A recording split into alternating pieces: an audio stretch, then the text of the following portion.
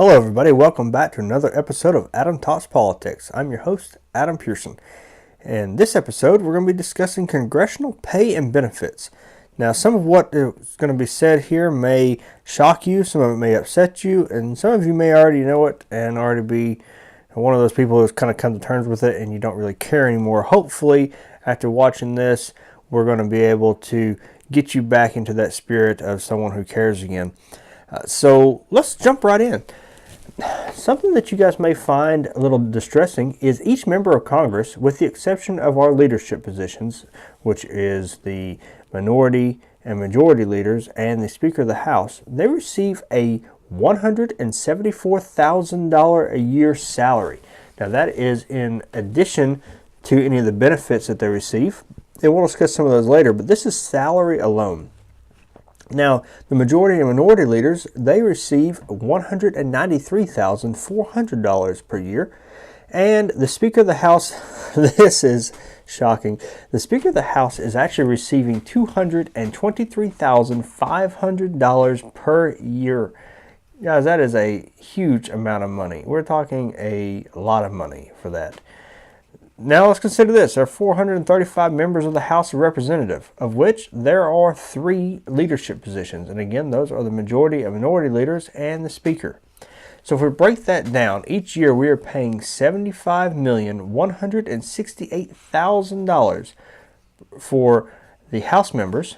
Now we need to add $610,300 to that for our leadership positions in the House, and that's going to bring us to a total of $75,778,300 for the people in the House alone. Now, as everybody knows, the Senate is made up of 2 senators per state. We've got 50 states, like what some politicians have erroneously said in the past. We do have 50 states, which has 100 senators. Now, that doesn't mean we have 100 senators making $174,000 per year. Remember, 2 of those are going to be leadership positions, the majority and minority leaders. So that's going to bring us to $17,438,800 for the Senate. If we add that to the House of Representatives pay, we're at $93,217,100. So we're close to the $100 million mark at this point. And that is an annual congressional salary. And again, that is not including any of their benefits or subsidiaries or anything that they get in addition to the salary. This is salary alone. So we're paying $93 million a year in salary for the 535 members of Congress, and to me that's just ridiculous. And we're going to go into a little bit more on why I feel that that's ridiculous, but let's take in for just a minute. We're talking about almost $100 million per year. Now granted, in the grand scheme of the overall budget, which is trillions of dollars, $100 million is not a huge amount of money, but it really is a lot of money if you think about it, especially for what they do and for the reasons that they are in those positions they're in. Let's continue. So we're going to say, in addition to that, actually, I'm sorry, not in addition, we're going to break it down a little bit. So we're going to talk about the per term amount. Now remember, each rank and file member is making the $174,000 each. Now the House of Representatives serve for a 2-year term. That brings their salary per term per congressperson to $348,000 apiece. So $348,000 is how much we're paying someone to serve a term in the House of Representatives, now excluding the leadership positions. They're a little higher. The Senate serves a 6-year term. So this is where we're making millionaires on the backs of Americans. So remember, 6 years, $174,000. That brings their term payment to $1,044,000. So $1,044,000 to serve a 1 term in the Senate. So you are becoming a millionaire for 1 term in the Senate. If that doesn't upset you, let's keep going because there's more. I feel like Billy Mays here. But wait, there's more. So the Speaker of the House is making a whopping $447,000 for 2 years. A 2-year term, making almost $500,000. That's just ridiculous. $500,000 for 2 years. Now, your leadership positions, they do receive a little bit less than that. They are at $386,800 per term per leadership position. The Senate, because of being a 6-year term rather than 2, their leadership positions are at $1,160,400 per term per leadership position.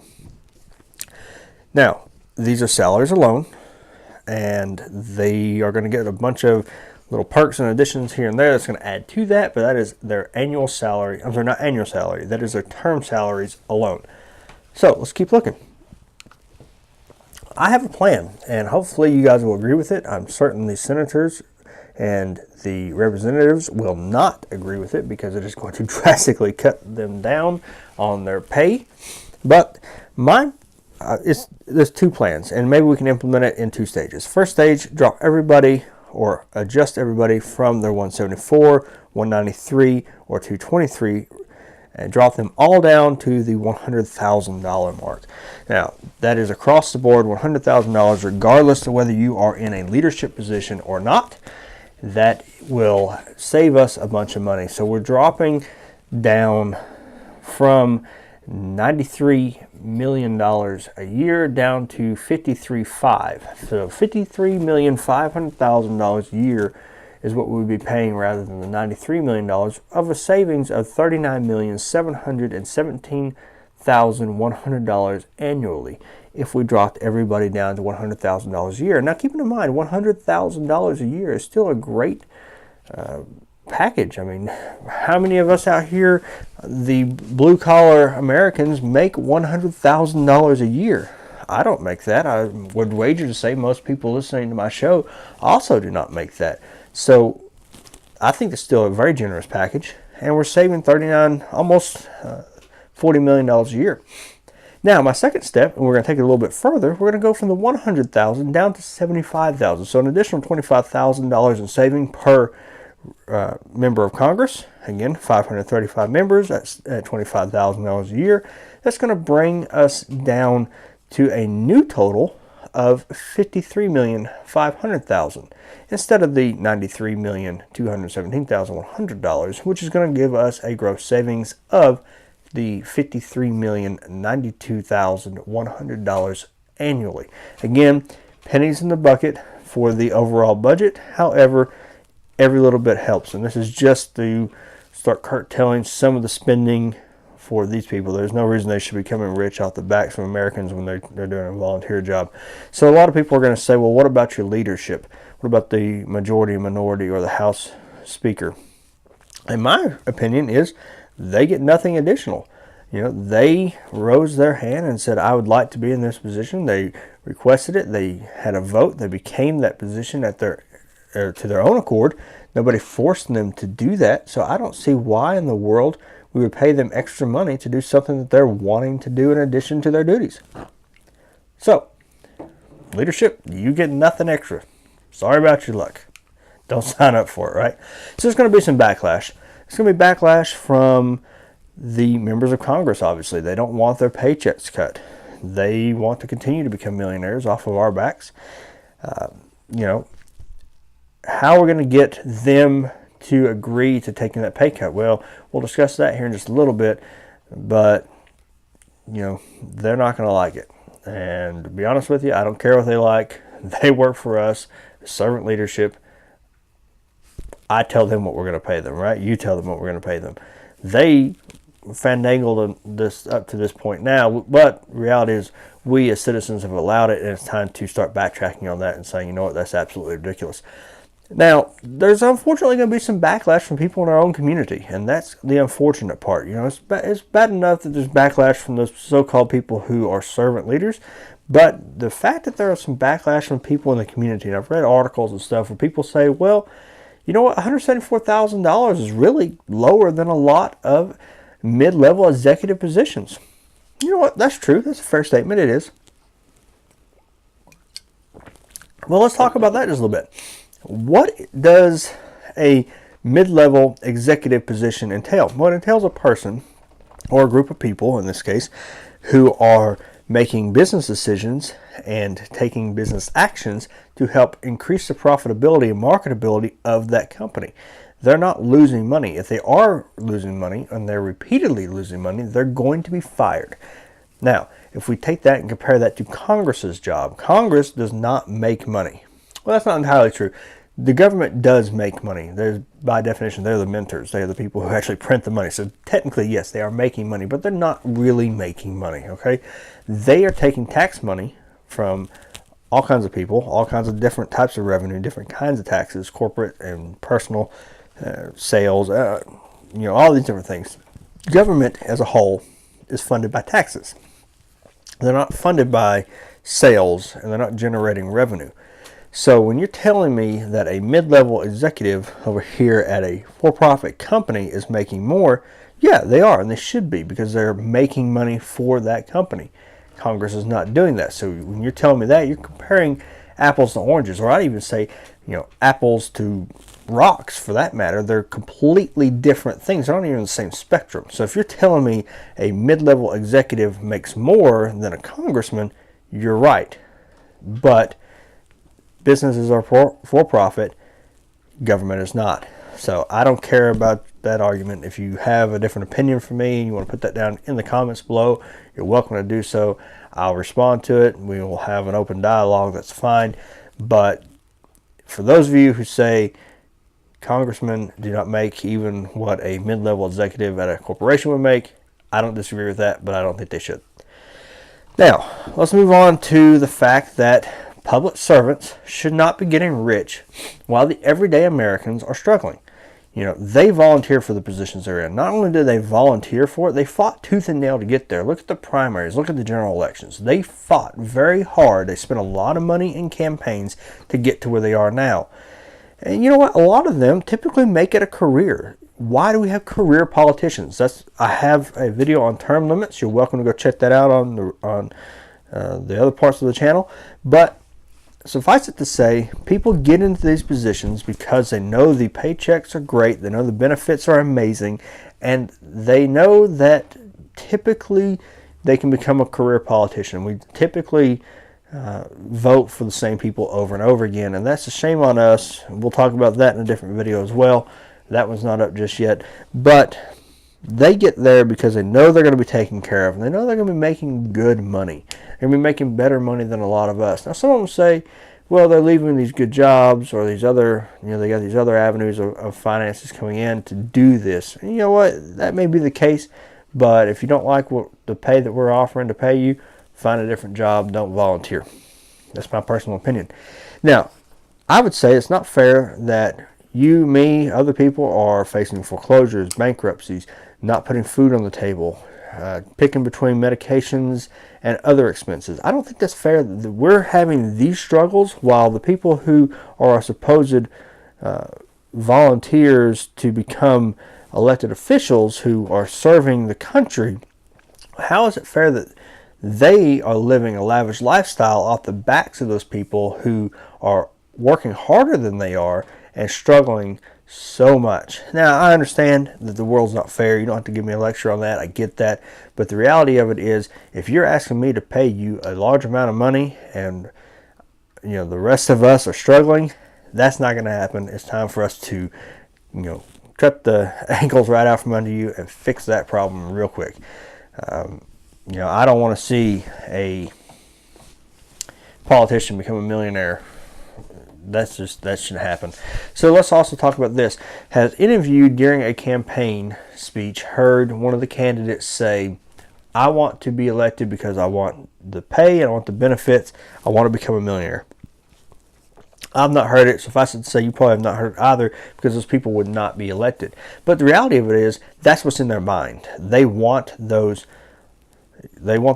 expense accounts. They want that large salary. They want these different things, these different benefits, these very few days working versus days off. They want those different things, and that, in my opinion, is what drives a lot of people. Because if it was driven by true desire to serve and make the country better, they would be taking voluntary pay cuts. We wouldn't even be discussing this right now, because it would already be down to those levels. I guarantee you, if you went into Congress today and said, I want a list of every person's name who is willing to go down and work for $75,000 a year rather than the $174,000. I bet you're going to come up with not a single name on that list. And that's very unfortunate, because that shows you where their mindset is. That shows you that they are not true patriots, that they are only in it for the money and maybe the prestige of being a congressperson, all that together. But they're not in it for the benefit of you and I, or they wouldn't be paid the way they are. Now let's talk about some of the benefits that they get in addition to that large salary. The time off is just phenomenal, guys. I did some research. In 2017, the Congress was in session for 145 days. There were 261 days that they could have been in session. Remember, there are 365 days a year, unless we're talking about a leap year. But 261 of those were designated as working days. Of those 261 days that were designated for working days, they were in session for 145 of them. That means they took off 220 days in 2017. I don't get 220 days off paid. Do you? Do you know anybody else that does? So remember, we're paying $93 million a year for them to work 145 days. That is ridiculous. If we break that down a little further, we're talking about $642,876.55 per working day for the entire governing body, which breaks down to about $1,200 per person per working day. I don't make $1,200 a week. Why are they making $1,200 a day? That's not cool. So in 2018, well, maybe they decided to work a little harder. No, they did not. They actually worked 7 fewer days in 2018 because, you know what? The elections were going on and they got to win their campaigns too. Forget about the American people for a little bit. I got to win my campaign. So they actually worked fewer days in 2018 than they did in 2017. And they received the same pay. So, do any of us actually receive that kind of money and that amount of days off? I would say no, we don't. I don't. I assure you that you probably don't either. Congress does. Why do we allow that? Congress works fewer days and we work harder days than they work. So day for day we work more, day for day we work harder, and we're making tons and tons less, and that's just not cool. And then we need to change that, and we need to change it quickly. Some other benefits they receive: Congress does have to purchase health care through the exchange, the quote-unquote Obamacare. A lot of people say that they get free health care. That's not actually true. So I'm not here to just completely bash on Congress. I will absolutely report the facts. The fact is they do buy their health insurance through the exchange. However, here's a difference. Where you and I would pay large premiums, they actually get a 72% subsidy to help pay for those premiums. So 72% of their costs are reimbursed by you and I, the taxpayer. So we're paying a large amount for there. They're paying 28%. We're paying 72%. And then we're also paying for our own health care, or some of us don't even have health care. So while yes, it is true they do have to buy the health care through the exchange, it's also true that the vast majority of their premiums are paid by us. Now, there's some rumors going around about the pension, and I don't know where they started, why they started, who decided to say this. Maybe it was just somebody who absolutely hated Congress and wanted people to jump on that bandwagon. Contrary to popular belief, Congress people do not receive a full pension for serving one term. Now, they do receive a partial pension if they serve at least 5 years. So if you're talking about a House of Representatives individual, they have to serve 3 terms or 2.5 terms to be eligible. So as long as they hit that 5-year mark. Now, a senator, they serve 6-year terms anyway, so after serving 1 term, they are eligible for a pension. Now, here's the deal. They don't get that pension until they are 62 years old. Now, there is some math in there that the amount of days in service versus how old you are versus all kinds of different things. But one of the key caveats to that is after 20 years of pay, they can receive their retirement at age 62, and it can go as high as up to 80% of their salary. So the more time in service they have, the more percentage of their salary they get, and the earlier they can draw it. So if you are a 5-year senator or a 5-year congressman and you don't continue, you get kicked out, you decide you're not doing it anymore, you resign. If you served 5 years, you are getting a minimum of $14,000 a year for life at the age of 62. Granted, not a huge amount, $14,000, but still a significant amount for only working 5 years. So getting $14,000 a year at retirement age is just great extra money. That majority of us, that's a huge pension benefit that we just don't get. Even people that have great pension benefits don't receive that. Now let's talk about this next one. This next one may surprise you, the free gym membership. So originally I looked up an article that said that the House of Representatives have their own gym, and I kind of put that in here as being a house. But however, I did some more research a little later on, not specifically to this, but into other benefits. And I found that, yes, it may be ran by the House of Representatives, but it's open to the senators as well. It's got awesome amenities in there, TVs, saunas, steam rooms, spas, that kind of stuff. So very nice gym, and it's footed. The bill has been footed by us, the taxpayers, again. So we have to pay for our gym, and they get one free on our dime. This next one is not a huge deal, I don't think, but it is still a benefit that they get, so I threw it in here. So $3,000 of their living expenses per year get written off as taxes. Now, $3,000, especially when we're talking about Washington, D.C. or other places like that, is not a large amount of money for rent and expenses or living expenses. $3,000 is very small, but it is still $3,000 they get to knock off that $174,000 worth of income, because they do still pay taxes. So they do get that. Now, to round off our benefits here, we're talking about a large amount of money that they get to acquire and furnish a local office. Now, there is no limitation, from what I can find, on the number of federal offices. So if you are in a federal building and there's a federal building in each area, you can conceivably have an office in each of those federal buildings fully funded and furnished by the government. That does not go against your, I believe, around $40,000 a year to acquire and furnish your own local office. So keeping the federal buildings out of it and focusing solely on the local office, they do get things. They get the money for things like rent, internet, phone. They get papers, pens, any kind of expense that you have for running that office gets to come out of this $40,000 a year. So depends on where you are. That maybe is not a huge, beautiful office, but you do still have a really nice federal office, and then the one actually in DC as well. This is just your local office where you may spend a day or two here or there, throughout the month. Next, they get nearly $1 billion, and this is for the House of Representatives. They get nearly $1 billion for salaries, up to 18 full-time employees that they have for staff. Now, from what I understand, and I could be wrong on this, feel free to fact check me, and if I'm wrong, tell me. I believe the Senate actually gets closer to the $3 billion mark, and again, I could be wrong. I initially thought that everybody got the 900 something. I'm sorry. That billion should actually be a million. So that was a complete falsehood right there. If you see that billion or you hear me say billion, I'm sorry, that's inaccurate. It is a million. So you get nearly $1 million for your salaries for your staff.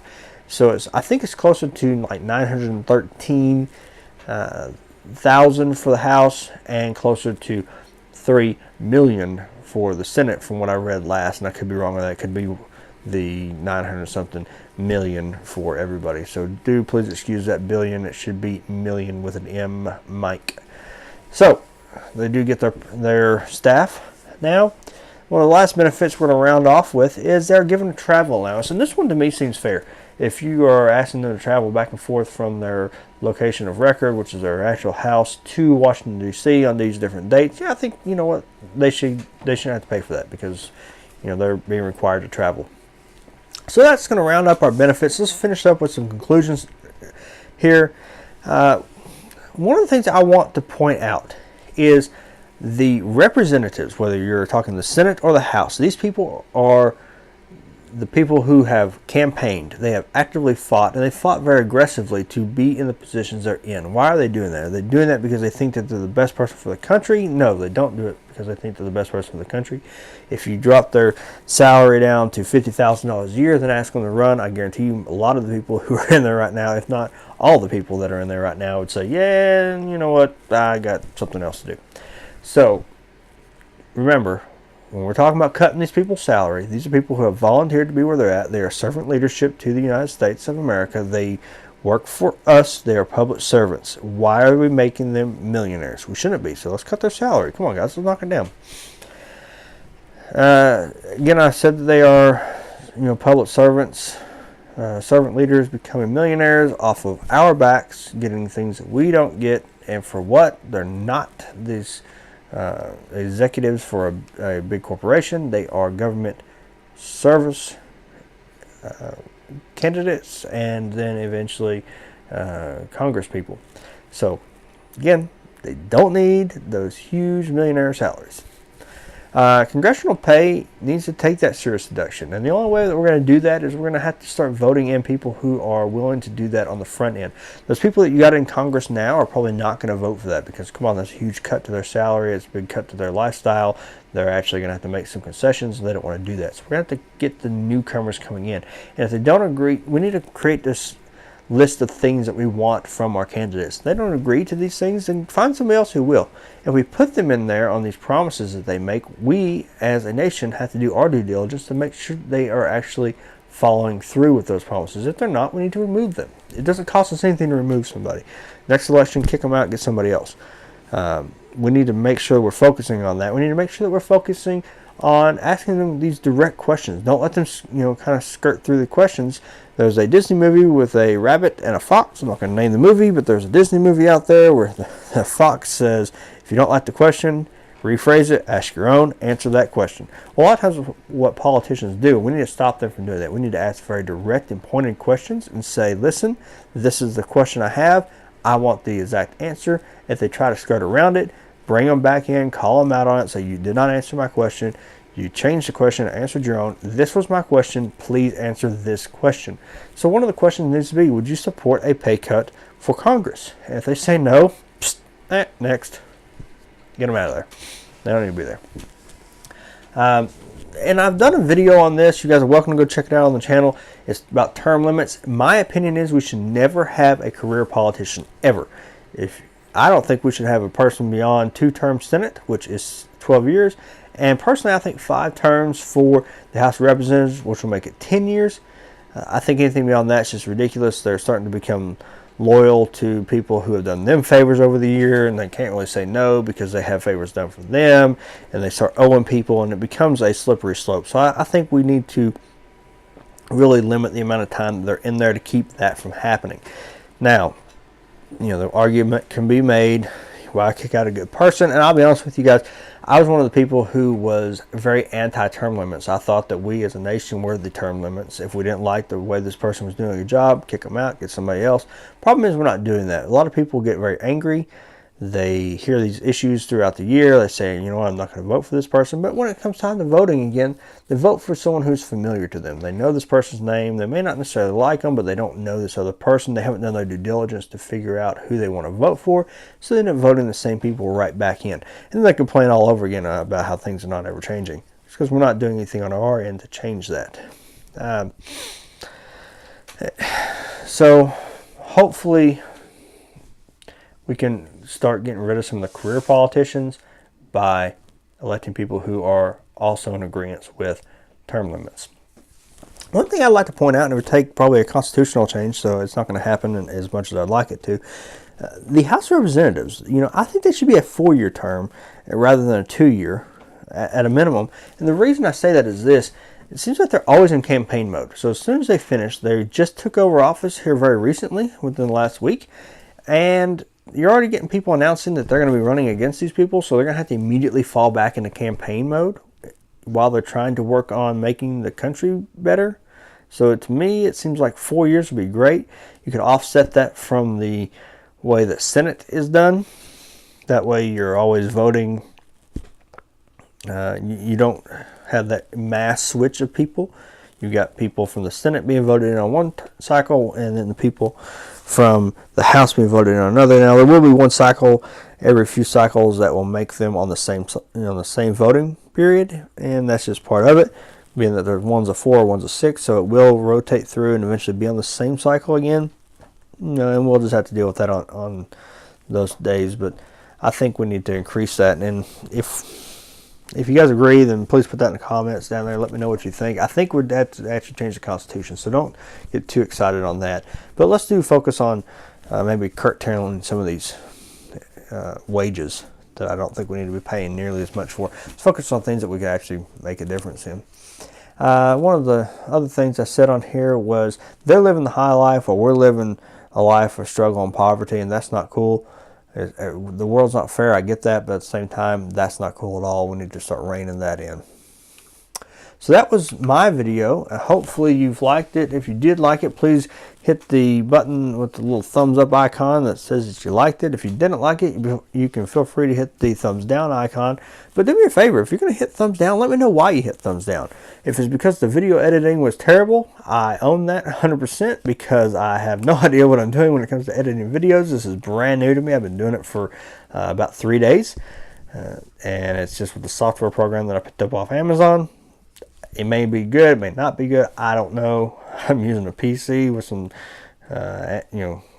relatively cheap Amazon software, and I don't have any experience in it or any knowledge on how to do it. So I'm kind of making it up as I go along. So we'll see. Hopefully things will progress. So if that's your gripe, then please do bear with me. If you have a particular software that you'd like to recommend, then put that in the comments down there. I'll go check it out. See what's going on down there. If it's content based, if you think that I, feel free to fact check everything I said. I think I did my due diligence. However, I may have fallen victim to fake news somewhere, and if I did, I absolutely own that. That's my fault. If I put something in there that's inaccurate, please correct me down at the bottom. Let me know what I said, which was wrong, and what was actually the case. And if you would, please cite your sources so I can go and check that out. I like to learn, and I definitely don't want to mislead anybody. That's the media's job. That's not my job. So if I've screwed something up, absolutely call me out on it. Let me know where you found it, and I'll go take a look at it. Maybe I fell victim to the fake news. Maybe you're falling victim to it. Who knows? But I like to figure it out. Also, if you disagree with anything I've said in here, or you want to expand on it, please leave some comments down below. Hopefully we can all have a adult level conversation, open dialogue, without resorting to calling people names. If you don't like the president, you do like the president. You don't like people who don't like the president. All these different things. Let's focus on content here. Hopefully we can get through it that way. Also, if you could do me a huge favor, it doesn't cost you a single dime, is if you would please hit the subscribe button for me. You don't necessarily have to hit the bell icon if you don't want to be annoyed by any of the upcoming videos I have. Now, if you really liked it and you want some more videos, then by all means hit the bell icon, and you can like those videos too, or dislike those videos if you just absolutely hate what I'm doing. But I do want to tell you guys, thank you for sticking out with me and listening to what I had to say. Hopefully that is going to at least encourage some discussion between you and your elected officials, and that's really what we want to do. Is it ambitious to think that we're going to cut their salaries down? Yeah, maybe it is, but at least it's a conversation, hopefully a movement that we can start. I'm not a huge movement fan, but if this movement, we can kind of get that going, that'd be outstanding. And again, thank you all for sticking with me, and God bless you. Have a great day.